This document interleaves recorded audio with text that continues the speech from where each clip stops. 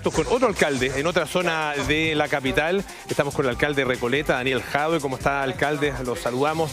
Bienvenido al programa. ¿Cómo está? Buenos días. Muchas gracias, Polo. Muchas gracias, Tonka. Un abrazo a usted y a todos quienes nos están mirando. No, gracias a usted también por darse el tiempo y de compartir con nosotros y con nuestro público. A ver si nos cuenta y primero nos da una panorámica de lo que está pasando en Recoleta con los casos del COVID-19, cómo ha ido evolucionando, si nos puede comentar qué está pasando hoy en su comuna con sus ciudadanos. A ver, nosotros ya tuvimos la situación más compleja.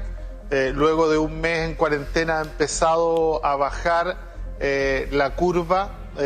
No es significativo todavía, pero ya se empieza a notar, hay menos afluencia de pacientes a nuestros consultorios.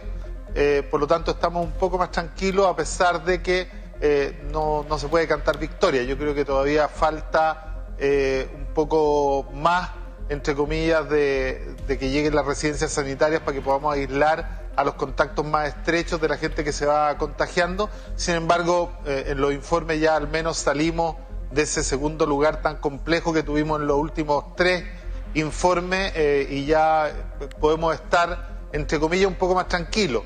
Vamos a tener estas 2 semanas suspendido el funcionamiento de las ferias, que eran, desde nuestra perspectiva, los últimos vectores de contagio complejos que teníamos, y vamos a estar evaluando en una semana más para ver cómo continuamos. ¿Coincide, alcalde, entonces que, por lo menos en el caso de Recoleta, se está dando, utilizando los términos del ministro de Salud, una leve mejoría? Yo no hablaría de leve mejoría, la verdad. Yo hablaría de que el impacto de la enfermedad a partir de la cuarentena empieza a golpear con menos fuerza, ¿no? Y hemos logrado sacar, junto con el Ministerio, a mucha gente que estaba en condición de hacinamiento a residencias sanitarias. No es quizás suficiente todavía, pero eso ha logrado un poco contener, y además debo reconocer que los vecinos y las vecinas de Recoleta se han comportado bastante bien, han tratado de quedarse en la casa. La movilidad está cerca de una reducción del 40%, que en el fondo el umbral en el cual empieza a funcionar, y creo que eso es destacable, pero todavía queda mucho por hacer. ¿Y cómo se ha organizado como municipalidad? Hablamos que hay 2 tipos de ciudadanos que salen a las calles, los porfiados y los que necesitan salir sí o sí porque necesitan trabajar. Y para hacer una cuarentena se necesita que llegue la ayuda, ¿verdad?, para que las familias puedan mantenerse en casa. ¿Cómo ha organizado usted en particular la ayuda para las personas que más lo necesitan en su comuna, alcalde? A ver, nosotros hemos dispuesto dispositivos, empezamos a repartir cajas y subsidios bastante antes de las cajas de alimentos para Chile, pero cuando uno suma las dos, hemos repartido más de 60.000 cajas de alimentos y subsidios en una mixtura entre ambos. Hemos además hecho bastante en diferir el pago de las patentes, en no cobrar las patentes a la gente de vía pública que no ha podido funcionar, y hemos estado además llevando todo lo que habitualmente la gente venía a buscar al municipio, como son los medicamentos, los lentes y los tratamientos y el control de los crónicos, sobre todo a domicilio, de tal manera que no tuvieran que salir. Nosotros tenemos una población bastante importante, un poquito sobre la media nacional, de adultos mayores, y a ellos los estamos tratando de mantener en las casas. Y esto a partir de los puntos de salud que nosotros tenemos en el territorio, que son 29, que son atención domiciliaria, o sea, que son atención primaria, no invasiva, pero en las juntas de vecinos. Esto hace 7 años, ¿no? Lo que nos ha permitido controlar de mejor manera, porque nuestros adultos mayores, al menos en un 70%, hace mucho tiempo que se atienden a no más de 3 cuadras de su casa, y tenemos en conjunto con las organizaciones sociales un dispositivo de control que ha funcionado bastante bien, y además en conjunto con las más de 26 ollas comunes con las cuales se está trabajando en una cantidad bastante importante, cerca de 2.000 raciones diarias de alimentos para los vecinos y las vecinas.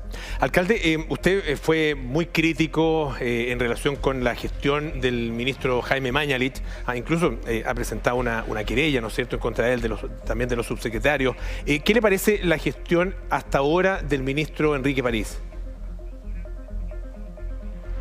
ha habido un evidente cambio. Yo creo que aquí hay un conocimiento distinto de lo que es el sistema de salud chileno, en el sentido que se le ha dado una prioridad, a pesar de estar un poco atrasado, ¿no? Se le ha dado una prioridad completamente distinta al sistema de salud primaria. Se ha entendido de que efectivamente tiene que jugar un rol mucho más destacado en el seguimiento y en la trazabilidad. Nos faltan que lleguen los recursos efectivamente para que esto se pueda desarrollar, pero hay también un cambio de tono y un cambio de actitud que esperamos que se mantenga en el tiempo, pero que además se traduzca en que la toma de decisiones sea un poco más compartida. Yo todavía tengo algunas críticas en el sentido de, por ejemplo, el no lograr escuchar a esos alcaldes que están pidiendo de manera muy urgente medidas más duras de cuarentena, ¿no? Y que esto no se hace por una decisión central que yo creo que es parte dentro de este centralismo histórico que a Chile nunca le ha hecho bien, ¿no? Yo creo que habría que tomar más en consideración a los alcaldes y una cosa, incorporar el manejo de Cuenca en las decisiones de cuarentena. Yo soy partidario de una cuarentena total, al menos por 15 días, y me gusta el concepto de hibernación. ¿A nivel país? Pero más allá de que si eso no... Sí. A nivel país, país, por una razón sencilla, las camas que falten en la región metropolitana seguramente van a estar en Coyhaique. O sea, me refiero a que si en Coyhaique hay muchas comunas que no tienen caso hoy día, bueno, la verdad que eso no nos puede permitir descansar, porque quizá llegue el minuto en que esa infraestructura la necesitemos. Esta leve mejoría de la cual ha hablado el ministro tiene que ver con los contagios, pero efectivamente la gente que se contagió hace 15 días, hoy día está llegando al pic de la dureza de la enfermedad, de los conflictos más duros, de estar en la UCI, de estar con respirador, y necesitamos tratar de contener al máximo los nuevos contagios. Entonces, uno piensa en algunas conurbaciones. Le voy a dar un ejemplo fundamental. Me llamó la atención de que se pusiera cuarentena en Quillota y no en Santa Cruz, o sea, en La Cruz y en Calera. ¿Por qué? Porque al igual que pasaba en la región metropolitana, son 3 comunas que funcionan con una conurbación absoluta, en donde usted cruza una calle y está en la otra comuna, y por lo tanto uno no puede asumir que en comunas que están pegadas una a la otra y que la gente va de un lugar a otro todos los días de manera absolutamente sistemática, sobre todo los sectores más vulnerables que salen a buscar pega y a buscar el sustento diario, uno asume como que el virus no va a cruzar de Quillota para La Cruz. Y no va a cruzar de La Cruz para Calera. Efectivamente, esto es un continuo urbano, ¿no? Por eso que las cuarentenas sirvieron, por ejemplo, en casos como Osorno, en donde uno sale del casco urbano de Osorno y se encuentra con campo. Pero uno no puede pensar que va a funcionar en una conurbación de 32 comunas, o de 3, o de 5, como pasa en Concepción o pasa acá, en donde uno le quiere poner un límite administrativo al virus y decirle, no, mire, como se hizo acá en Santiago, que no pase de Grecia al sur, que no pase de Avenida Mata al sur, que no pase para la comuna de allá. Eso no funciona. Aquí los núcleos urbanos, termino con esto, los continuos urbanos deben ser tomados como tales. ¿no? Deben ser tomados como tal. A propósito de medidas más fuertes, más duras, hay algunos alcaldes que han dicho incluso que los fines de semana el toque de queda debería comenzar a las 2 de la tarde y durante la semana a las 18 horas. ¿Usted qué opina de eso? Yo creo que es una medida que podría aplicarse. Creo que lo que falta, eso sí, para que eso se cumpla, es que haya más fiscalización. Hoy día vemos que las cosas que más preocupan a los vecinos, algunas de las que más preocupan a los vecinos, están pasando justo en las horas de toque de queda. Por lo tanto, ampliar los toques de queda sin tener la fiscalización al lado es poco conducente. Si se va a tener efectivamente la fiscalización, yo creo que es una buena medida. Yo soy partidario de medidas bastante más drásticas porque, es más, le voy a decir algo. Yo estoy por cuidar la salud primero y después la economía, pero además estoy consciente de que la única forma de cuidar la economía es cuidando la salud y tratando de detener la pandemia y no tratando de administrarla para que esta siga despacito. No, ¿Y usted aquí cree hay que salir a pararla. que en esta dinámica que nos plantea primero se ha cuidado de la economía y después la salud? Sin duda.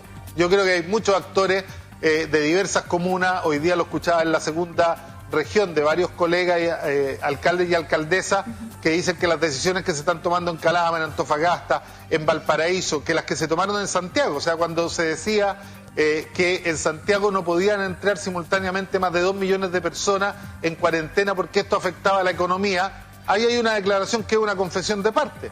Efectivamente se pensó primero en mantener andando la economía y después en la salud de las personas, y por estas decisiones los virus llegaron a las zonas populares y miren lo que estamos hoy día. Ya nadie aplaude, ya nadie habla de que los llaman de afuera para felicitarlo. Eso a mí me parece bastante decidor de que efectivamente hubo una preocupación. Esto de, por ejemplo, mire, tener que discutir solo con un mes de diferencia el ingreso familiar de emergencia que propuso el gobierno con el ingreso familiar de emergencia 2.0. ¿Por qué? Porque en el primero el gobierno estaba preocupado de contener el gasto. Me acuerdo la diputada Hoffman diciendo no queremos subir el ingreso porque no queremos que nadie dependa del Estado, lo que es bastante complejo de alguien que vive del Estado hace tantos y tantos años, más de una década. No quiere que la gente dependa del Estado, entonces no podemos subir el ingreso. Y el gobierno aprobó en primera instancia un ingreso que sabía que era absolutamente insuficiente.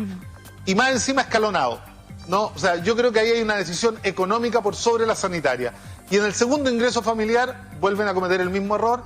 Se supera el tema de que fuera escalonado decreciente, se hace un ingreso parejo, pero se limita la cobertura a través del registro social de hogares, que ha tenido un escándalo de reclamos por este incremento. Nadie entiende por qué muchas familias han visto incrementar sus ingresos en tiempo de pandemia, donde el 68% de las familias de Chile declara que le ha bajado.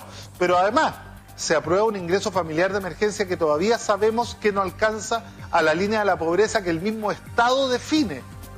Entonces, yo efectivamente creo que están las decisiones económicas por sobre las sanitarias, y esto va a ser algo que le va a pesar a este gobierno en el manejo de la pandemia.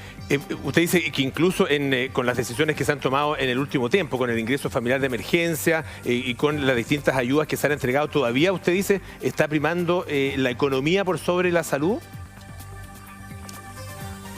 Sin duda, mire, los mismos que llegaron a acuerdo con el gobierno, 2 días después salieron a criticar el acuerdo que ellos mismos habían aprobado, que me parece la verdad un contrasentido, porque ahora dicen que ese ingreso que se aprobó es insuficiente. A mí me gustaría que ellos fueran un poco más honestos, ellos fueron los que lo aprobaron, pero si hay algo en lo que todos concuerdan, es que un ingreso familiar de emergencia que no alcanza a cubrir la línea de la pobreza, sencillamente no es suficiente. Si la línea de la pobreza está en 162.000 por persona y usted aprueba un ingreso de 100.000 por persona, usted está aprobando algo que para la canasta básica le alcanza a 18 días de los 30 del mes. Así de matemático. ¿Y qué va a pasar, alcalde, sobre todo con la clase media, que es la que no alcanza a llegar con el ingreso familiar de emergencia y que está súper perjudicada? Hay opciones, incluso el presidente de Renovación Nacional, Mario Desbordes, está encabezando el tema de sacar un 10% de la AFP, ¿verdad?, de los ahorros de la AFP. ¿Qué opina usted al respecto? ¿Y usted cree que una cosa así solucionaría ese tema, o es el gobierno el que tiene que ampliar entonces este IFE? Y ahora no sería 2.0, tendría que ser 3.0. A ver, yo efectivamente creo, y esto está dentro de lo que estábamos conversando antes, la decisión ha sido económica, no sanitaria, y por lo tanto, como es económica, se piensa que una clase media que hoy día está fuertemente golpeada no necesita ayuda. Yo creo que ahí otro error económico del gobierno. Creo que si se hubiera hecho un esfuerzo mucho mayor, esa clase media hoy día no estaría sufriendo, pero este gobierno no se ha preocupado nada de la clase media. Yo además en esto estoy bastante de acuerdo con el presidente de Renovación Nacional, que es el presidente del principal partido de gobierno, ¿no? Él ha dicho que la ayuda es insuficiente, él ha dicho que preferiría y que hay otra fórmula. Todos le hemos planteado al presidente la posibilidad de que Chile salga a endeudarse hoy día, cuando las tasas para endeudarse están en el suelo, casi en el 0%. Endeudarnos en 3 años más, o en 2 años más, o en 1 año más, va a ser mucho más caro que ahora. Por lo tanto, el Estado podría hacer un esfuerzo mucho mayor. Si el Estado no está dispuesto a hacerlo, mire, yo no soy amigo de sacar los fondos de la AFP, porque eso es reiterar el tema de que los trabajadores paguen con sus propios ahorros la crisis y no el esfuerzo del Estado. Pero si se llega a hacer, porque el gobierno no quiere dar más de la plata que puede conseguir, ya sea a través del impuesto a los súper ricos, o a través del endeudamiento, o a través de los fondos que todavía tiene, yo estoy disponible para que se retiren, pero con el compromiso del Estado de reponer a futuro, ¿no?, la misma cantidad que la gente saque hoy día con cargo a impuestos generales de la nación. No podemos pedirle a los trabajadores que paguen con sus propios ahorros el costo de una crisis que no es culpa de ellos. Ahora, el IFE, el 2.0, llega al 80% de la población, ¿no es cierto? ¿Por qué usted dice que finalmente la clase media queda completamente fuera? No, al 80% cuando... de la población más vulnerable, Polo. No, el 80% de la población. Al 80% del 60% más vulnerable. Ya, usted dice que con eso no alcanza entonces a cubrir clase media. Ya, yo entendía que era el 80% del total de la población. Es decir, que solamente el último quintil fuera. No, el 80% de la población, estamos hablando de un país que tiene cerca de 5 millones de hogares, sería 4 millones de hogares, y estamos en torno al 1.300.000, 1,5 millones de hogares, que eso es mucho menos que el 80% más vulnerable de la población. De hecho, lo que se le pedía es de que se llegase al 80% más vulnerable de la población, porque dentro de las encuestas que han salido, de los estudios que han salido, el otro 20% puede resistir al menos 6 meses, ¿no? Con sus propios recursos, pero ese 80% hoy día lo está pasando pésimo, y el ingreso familiar de emergencia no está llegando al 80% más pobre de la población, es mucho menor que eso. Desde el gobierno está llegando 8 por 4 al 32% más pobre de la población. Con el tema de las AFP, usted ha dicho que... Estoy calculando hacia el ojo. Sí. Con el tema de las AFP, usted ha dicho que no es partidario, pero podría ser una opción siempre y cuando se comprometa al reintegro de reintegrar esos fondos desde el gobierno. ¿Usted cree que finalmente van a ceder a la presión suya, de los ciudadanos, de un Mario Desbordes, de un Joaquín Lavín también, que ha dicho que espera que sea la última opción? Incluso ha hablado de la posibilidad de proponerle al ministro Briones un crédito blando para la clase media.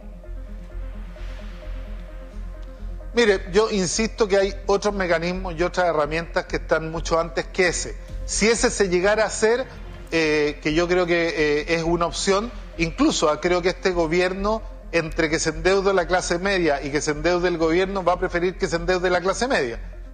¿Por qué cree eso usted? Es evidente cuál es la opción del presidente de la República. ¿Por qué cree eso Porque usted? el presidente de la República no está por aumentar... Lo escucho, disculpe. Porque el presidente tiene una sobreideologización neoliberal que le impide aumentar el gasto fiscal, incluso en tiempos de pandemia. Él está por mantener la responsabilidad fiscal lo más cerca, entre comillas, posible. Mire, un ejemplo claro, el endeudamiento de otros países bordea el 20%, el gasto que se ha comprometido en nuestro país todavía no supera el 8% del PIB, ¿no? Entonces yo creo que aquí tenemos espacio para efectivamente un esfuerzo mucho mayor, ¿no? Yo creo que se necesitaba mucha más plata ahora, yo creo que habían condiciones para endeudarse muy barato ahora, y el presidente ha optado por seguir con estas cosas a medias tintas y con estas cosas que él sabe que son insuficientes, y yo creo que eso es un error garrafal. Con respecto al tema de las AFP, que lo pasamos hace un minuto, usted dice no es partidario de que las propias personas, digamos, se hagan una especie de autopréstamo, ¿no es cierto? Sino que en el caso de que se diera, que ese préstamo se le entregara ahora a la gente, pero que lo pagara el Estado. Esa sería su opción. Algunos han dicho que es una opción, ¿no es cierto?, una última medida, que ojalá una medida a la que no se tenga que llegar. ¿Usted también lo cree así, que debe ser dejado para el final? A ver, es que aquí también hay una complejidad que quizás no está puesta sobre la mesa. Las AFP no tienen la plata de los trabajadores. ¿Cómo así? La tienen guardada debajo del colchón. Claro, la tienen, la tienen las empresas en donde ellos invierten. Exacto, está invertida. Y por lo tanto, sacarle el 10% hoy día a la AFP es que ellos retiren de las empresas donde efectivamente tienen invertida la plata de todos los chilenos, generando utilidades para esas grandes empresas, y esto podría generar una debacle económica para este modelo bastante grande. Entonces, yo creo que efectivamente esa tiene que ser la última opción, y que el gobierno antes tiene que salir a endeudarse para hacer lo que tiene que hacer. ¿Pero cuánto tiempo podría demorar eso, vuelvo a insistir, alcalde? Esto es muy complejo. Imagínese cómo caerían las acciones de la empresa si todos retiráramos el 10%. Esto podría ser bastante desastroso y podrían quebrar muchas más empresas todavía, empresas que son sistémicas, ¿no? Y no es que esté preocupado de sobremanera de la salud de ellas, sino que de la salud de los que dependen de ellas. Pero efectivamente yo creo que aquí hay un error. Mire, hay una línea de crédito aprobada por el Fondo Monetario Internacional de 23.000 millones de dólares para el gobierno. Creo que ahí hay plata suficiente, que ya es un crédito que está preaprobado y que efectivamente el gobierno lo puede ocupar hoy día con cargo a un impuesto a los súper ricos que ingrese el próximo año. Yo creo que es fundamental reponer el tema del impuesto a los súper ricos sobre la mesa, porque uno, con la certeza de que ese impuesto va a llegar en los ingresos futuros de la nación, puede tomar decisiones de endeudamiento hoy. ¿Y qué opina usted del argumento que dicen que esta es una foto que va cambiando día a día, mes a mes, y no saben cuánto va a durar finalmente, que esta realidad va a ir mutando? Y frente a eso hay que guardar un poco en la billetera para lo que se avecina, que no se sabe cómo va a ser y hasta cuándo va a durar. A ver, todos estamos con la misma incertidumbre, no sabemos hasta cuándo va a durar, pero efectivamente el gobierno puede, entre comillas, y tiene opciones para acortar o alargar el proceso de la crisis, ¿no? ¿Cómo? ¿En qué sentido? Es que si mantienen estas medidas que son medias timoratas y a medias tintas, es probable que esto se alargue mucho más. Yo creo que habría que salir a contener la epidemia con mucha mayor fortaleza y hacer el gasto hoy de tal manera de, como lo han hecho otros países, poder reabrir la economía en el más breve plazo. Además, la incertidumbre no es tanta como era hace 2 meses atrás. Ya estamos hablando de vacunas que podrían empezar a llegar hacia el final de este año, principios del próximo, y que efectivamente ya hay además una serie de medicamentos que no están hechos para el coronavirus, pero que han logrado disminuir de manera significativa la letalidad de la enfermedad y que por lo tanto estamos en mejores condiciones que las que teníamos en abril y en mayo para poder tomar decisiones, porque sabemos que el impacto va a ser menor. Está la ivermectina, está varios medicamentos que andan dando vuelta, el medicamento que han puesto a disposición ya los rusos, que es específico para el coronavirus, y por lo tanto, más allá de la incertidumbre, las condiciones para administrar esta crisis son mucho mejor hoy que hace 2 meses, y eso el gobierno debería saberlo, pero parece que todavía no se entera. Sí, alcalde, usted decía que hay algo así, una obsesión de parte del presidente con el modelo, ¿no es cierto? Y que eso lo lleva, con el modelo neoliberal, y que eso lo lleva a preocuparse en exceso de los equilibrios fiscales. Pero por otro lado, y es el argumento que han usado muchísimas personas, ¿no es cierto?, de distintos sectores, han dicho, bueno, gracias a esa preocupación por los equilibrios fiscales, que se ha dado durante todos los últimos gobiernos, efectivamente existe plata hoy día guardada, y también existe la posibilidad de abordar créditos, ¿no es cierto?, para poder justamente enfrentar esta emergencia. Por lo tanto, la preocupación por el equilibrio fiscal, la verdad que tiene un sentido. Sí, pero como han dicho otros economistas, yo creo que esto, preocuparse de los equilibrios fiscales hoy día es un poco mezquino, ¿no? Además que yo creo que el presidente además está muy preocupado de sus propios intereses. Esto, por ejemplo, de haber recuperado la deuda familiar con la TAM 2 semanas antes de que la TAM declarara la quiebra, a mí me parece absolutamente sospechoso, me recuerda otro escenario de uso de información privilegiada, porque el resto de los acreedores quizás no tuvieron la oportunidad de hablar con los cuetos 2 semanas antes de la quiebra y decirle, oye, si te vayas a tirar a quiebra, paga la deuda mía antes, ¿no?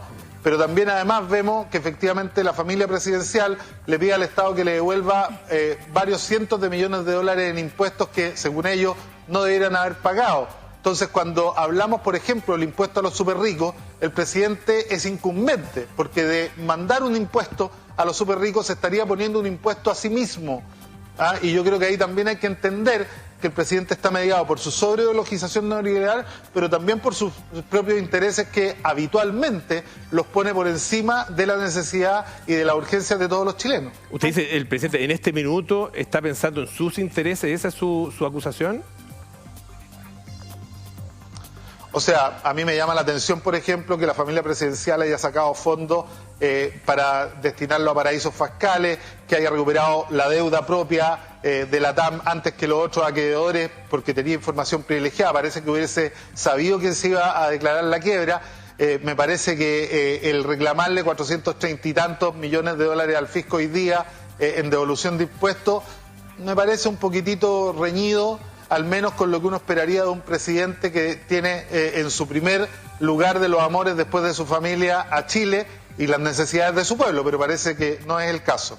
Alcalde, sí, sí, a dale propósito tú, del presidente, usted bueno, presentó esta querella, ¿no es cierto?, en contra del presidente, del exministro Mañalich y también de los actuales subsecretarios, tanto de salud como de redes asistenciales. ¿Cuál es el sentido de esta querella, que además por parte del tribunal, el tercer juzgado de garantía fue declarada admisible, digamos? ¿Cuál es el sentido, sobre todo si se da en un marco que usted planteaba al principio, donde ha habido efectivamente un cambio por lo menos de tono en términos del manejo de la crisis sanitaria? A ver, es que la querella no es contra el ministro París, la querella es contra el ministro anterior. Así lo dije, sí. Y esperamos sí, claro, efectivamente que saliera, y esperamos que saliera de su cargo para hacerla, porque no queríamos entorpecer el manejo de la crisis del principal responsable. Claro, pero el presidente aquí tiene un sentido bastante claro. El presidente sigue los subsecretarios también.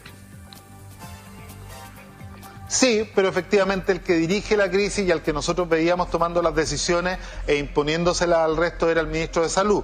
Pero además yo le quiero hacer un comentario para los que no tienen memoria. Este es el mismo sentido que cuando un abogado de la derecha le planteó al gobierno de Lagos con la ministra Vivian Blanlot una querella por la muerte de los conscriptos de Antuco en la tragedia de Antuco en el 2005. Y es el mismo sentido con que la derecha demandó por las muertes en el tsunami del 27 de febrero del 2010 a la presidenta Bachelet, a la UNEMI y a todos. Que los responsables con las malas decisiones sean juzgados por la ley, no porque de ello dependió que pudiesen haberse evitado muertes evitables. En el caso de Recoleta, yo le quiero recordar que mientras otras comunas entraban con 100 casos en cuarentena, nosotros, a pesar de que la estábamos pidiendo y que nos rodearon de cuarentenas por todos los lugares, entramos con 900 casos en cuarentena. Es decir, en el caso de Recoleta hubo discriminación, hubo arbitrariedad, ni siquiera se cumplieron los criterios que ellos mismos afirmaban que tenían para tomar las decisiones y creemos que eso tuvo una incidencia fundamental en el gran desastre que quedó en Recoleta hace un par de meses atrás. Y esto incluso se lo puedo graficar con día y hora. El fin de semana del 1 de mayo, cuando algunos estaban abriendo centros comerciales, haciendo experimentos sociales con la vida y con la salud de las personas, y cuando el gobierno estaba llamando a retornar a clase el 27 de abril, al retorno seguro de los trabajadores y efectivamente a la nueva normalidad, ese fin de semana entraron 5.000 nuevos contagiados en 3 días al sistema. Y 3 semanas después ya estábamos contando los muertos en 50. ¿Alcalde? 3 semanas después entraron 15.000 en un fin de semana largo y empezamos a contar 3 semanas después los muertos de a más de 100. Entonces yo creo que aquí efectivamente para los que consideraron que en Antuco y en el 27F había mérito para que la justicia investigara la responsabilidad penal de los que toman las decisiones, creo que hoy día no son 45 minutos, no son 1 minuto y medio de terremoto, no es una mala decisión de un general, son 100 días de mal manejo de una pandemia en donde quien ha dirigido, según las mismas declaraciones del ministro París y del ministro Mañalich, es el presidente de la República, y el ministro Mañalich, que además lo confesó. Todas sus tesis se fueron cayendo como un castillo de naipes, navegaba en la oscuridad, ¿Alcalde? Se dejó seducir por puras proyecciones que eran falsas y más encima no tenía ni siquiera conciencia de la pobreza y el hacinamiento que vivíamos en los sectores populares. Y esto es muy grave, con esto termino. Cuando nosotros discutíamos con él la última semana de marzo que nos pusiera cuarentena para que los casos no salieran de la zona oriente, porque si llegaban a las zonas populares iba a quedar la grande, lo que nosotros terminamos entendiendo y que él confesó es que él no entendía lo que nosotros le estábamos diciendo porque sencillamente no tenía conocimiento de la realidad de la gran mayoría de los sectores populares chilenos. ¿Por qué su querella es ahora? ¿Por qué no más adelante? Muchos han criticado que no es el momento, que de pronto cuando pase todo esto vamos a poder sacar conclusiones y ver qué fue lo que funcionó, cuáles fueron las buenas decisiones o las malas decisiones. Vuelvo a decírselo, yo esperé que saliera el ministro de Salud de su cargo, que ya no tuviera a cargo la pandemia. Pero está el Él es el principal, el responsable, los otros están dentro de la línea. Sí, pero créame que nosotros necesitábamos dar una señal ahora a nuestros vecinos, porque nuestros vecinos ya están hastiados de las malas decisiones, de que nadie los tome en cuenta, de que efectivamente mientras se compra caviar para la moneda, no se manden cajas que son insuficientes a las casas. Yo creo que esto tiene que parar y que había que darle también una señal al gobierno para que entendiera que tenía que cambiar la estrategia. Cuando la querella es declarada admisible, se declara admisible porque según la justicia tiene mérito y los hechos descritos en la querella son constitutivos de delito, no se han extinguido las responsabilidades y además, ¿no?, quien la presenta tiene legitimación activa para presentarla, y eso me parecía que era fundamental hacerlo en este minuto. Pero ¿a usted le parece que hay algo deliberado en relación con Recoleta? Por la descripción que usted hace, estaban todas las comunas aledañas en cuarentena, excepto Recoleta. ¿Hay algo en contra de, me imagino que no de los ciudadanos, será en contra de su gestión, lo que existe por parte del gobierno? Mire, no solo de Recoleta, también se tardaron las medidas, a pesar de que vulneraron sus propios criterios en Valparaíso, en San Antonio, en Independencia, que le pusieron cuarentena una semana, después se la levantaron y después volvió a quedar la grande, en Antofagasta y en Calama. Hay varios lugares en donde, a contrapelo de lo que le planteaban los alcaldes y las alcaldesas de todo Chile, aquí se cometieron arbitrariedades bastante brutales. Si tiene algún sesgo, tendrá que decirlo él y lo valorará la justicia.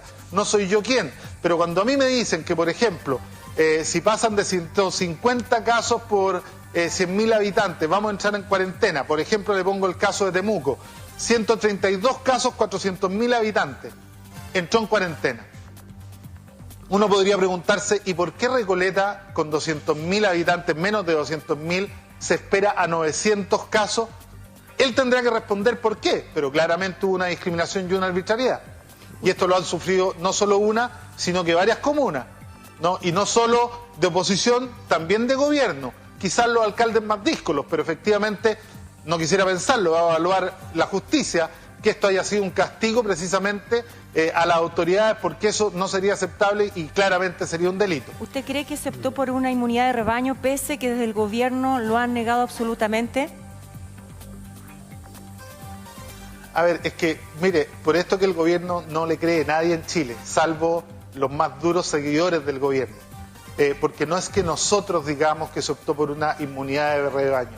Hay 100 grabaciones del ministro, de los subsecretarios, hablando de que la necesidad de la inmunidad de rebaño, esto de aplanar la curva para que se contagiaran todos, pero efectivamente despacio, esto de decir, nos vamos a contagiar todos, no importa lo que hagamos o lo que dejemos de hacer. Miren, esas son las descripciones de una inmunidad de rebaño, pero además lo dijeron con esas propias palabras. No es algo que afirmemos nosotros, es algo que ellos definieron. Ahora, que después de la llegada del ministro París, todos hayan salido a decir, después de la instalación de la querella, que nunca quisieron inmunidad de rebaño, lo único que ha hecho es que la gente les crea menos porque sabe que mienten sistemáticamente. Ahora, claro, optar por la inmunidad de rebaño tal vez hubiera significado tomar otro tipo de medida o en la práctica no tomar ninguna medida o muy pocas, pero esas medidas efectivamente se tomaron. Se cerraron las fronteras, hubo cuarentena, comenzó a aumentar el testeo, más adelante después aumentó la trazabilidad, las residencias sanitarias para el aislamiento, o sea, se tomaron medidas efectivamente para evitar, y además que la educación para todas las personas, las recomendaciones que se daban tenían que ver con evitar los contagios. Eso no es inmunidad de rebaño. A ver, yo creo que no era con la intención de evitar los contagios. Era y lo dijo el mismo ministro, tenemos que lograr, esto es textual, esto es una frase de él, tenemos que lograr que todos se contagien pero despacio. Eso no es evitar los contagios, eso es administrar los contagios. ¿No? Y eso lo declaró el mismo ministro, lo declaró la subsecretaria varias veces, incluso el presidente hizo algunas declaraciones en el mismo sentido, pero además es importante y nosotros lo tenemos completamente presente para poder presentarlo en lo que va a ser esta investigación, la línea de tiempo, porque todas las medidas de las que usted habla, Polo, fueron siempre tardías y fueron siempre insuficientes. O sea, aquí había que poner una cuarentena mucho más drástica para la zona, para la región metropolitana cuando los casos estaban en la zona oriente. La cuarentena en la región metropolitana llegó 2 meses y medio tarde, llegó 1000 muertos tarde. Lo de la salud primaria y la trazabilidad. Yo le recuerdo que nosotros el 28 de marzo, los alcaldes y alcaldesas de Chile le propusimos al gobierno hacer la trazabilidad nosotros del resto de los casos que no nos llegaban, porque nosotros la empezamos a hacer desde un comienzo de los casos que nosotros derivábamos a la salud central, que llegaban a la salud primaria y manteníamos el control. Nos dijeron que no, nos dijeron que efectivamente eso era inducirlo al delito y eso es absolutamente falso y está demostrado y lo vamos a acreditar ante la justicia, ¿no? Entonces, todas las decisiones se tomaron, pero ya cuando estaba la grande. O sea, en Recoleta, que a mí me habían puesto cuarentena cuando teníamos ya 900 contagiados, ¿no? Efectivamente, si yo comparo, mire, en el mismo periodo en que yo crecí, en que esta comuna, la comuna de Recoleta, creció en un 1300% los contagios, las comunas donde tenían cuarentena crecieron en un 50% los contagios. Si hubieran querido evitar los contagios, nos hubieran puesto cuarentena a todos al mismo tiempo. Y yo le voy a dar un dato. Recoleta nos pusieron cuarentena por Las Condes en el oriente, por Providencia en el suroriente, por Santiago en el sur, por Independencia en el poniente, y a nosotros nos dejaron sin cuarentena. Y más encima teniendo casos suficientes como para entrar. A mí me parece que eso es una actitud deliberada, es una actitud que él tendrá que explicar por qué se tomó ante la justicia, pero efectivamente a mí no me parece, y además que a confesión de parte, hay un axioma jurídico que dice que a confesión de parte, reloj de prueba. Cuando alguien acusado de algo confiesa y lo declara, libera, ¿no?, a los acusadores de presentar las pruebas.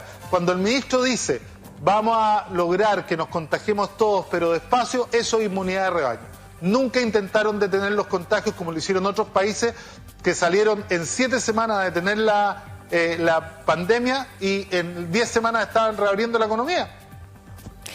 Alcalde, con respecto a su comunicación hoy con el gobierno, hoy con el ministro de Salud, ¿ha mejorado? ¿Usted tiene una comunicación directa? Cuéntanos un poco de eso y si lo invitaran a tener un rol mucho más preponderante, ¿aceptaría? A ver, siempre he estado dispuesto a colaborar, es más. Yo el primer día que llegó el nuevo ministro lo llamé y puse en ofrecimiento todo lo mismo que le habíamos ofrecido a Mañalich. Los insumos, los medicamentos, la posibilidad de poner más residencias sanitarias en Recoleta. Quiero decirle que nosotros nos instalaron solo 2 sin que nos comentaran absolutamente nada. Llegaron de sorpresa, ¿no? Le hemos propuesto varias más, no ha habido ninguna respuesta. Cuando tuvieron el problema con los inmigrantes que estaban varados en Providencia, ¿no?, nosotros fuimos los primeros en ir y ponerle colegio a disposición. Estuvieron aquí casi 2 semanas, siguen estando aquí. Muchas personas que estaban acampando en otras comunas en donde no había respuesta y que en conjunto con la Intendencia les ofrecimos respuestas. Creo que hemos colaborado y vamos a seguir colaborando.